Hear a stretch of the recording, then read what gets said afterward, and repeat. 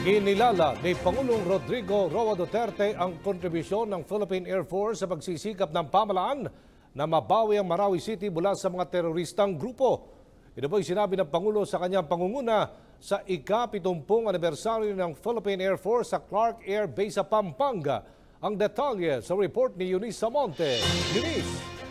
Aljo, bagamat masama ang panahon at medyo malakas ang ulan dito, ay hindi ito naging balakid upang dumalo at pangunahan ni Pangulong Rodrigo Duterte itong 70th anniversary ng Philippine Air Force dito pa rin sa Clark Air Base, Pampanga.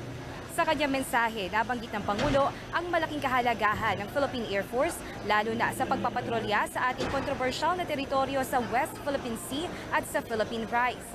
Kinilala din ng Pangulo ang suporta ng Air Force sa ground forces, surveillance at intel operations, particular na sa Marawi kung saan mahigit 40 air assets at mahigit 400 Air Force officers na ang naroon at nangigipaglaban sa teroristang grupo na nasa Mindanao.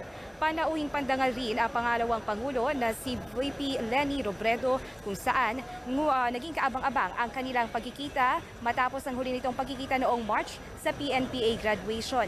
Naging formal naman na pag-uusap ng dalawa na magkatabing nanood ng programa ng Philippine Air Force. Sa ilalim ng temang Partnering for Change and Sustaining the Effort Towards a Jointly Engaged Transforming Force for Greater Peace and Security. Dahil nga napakalakas ng ulan ay di muna itinuloy ang taunang makulay na air show at ang taunang nilang overhead formation sa kalangitan.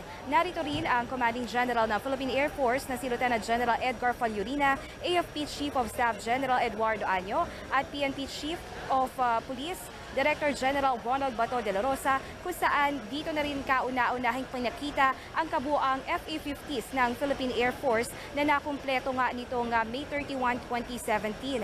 Matatandaang nang dumating ang first batch nito noong November 2015 at inaasahan naman ang pagdating ng mga karagdagang pangkagamitan ng Philippine Air Force sa mga susunod na buwan pati pa rin ng AFP Modernization Program.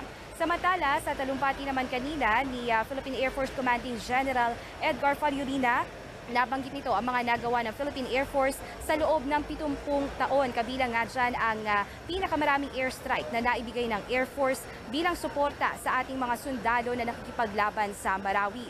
Bago naman magtapos ang Pangulo sa kanyang mensahe, nabanggit nito ang kanyang pagpapatuloy ng modernization program ng AFP kung saan karagdagang assets pa ang nakatakdang i-deliver at idagdag sa Philippine Air Force. At yan muna pinakauling balita mula dito sa Clark Air Base, Pampanga.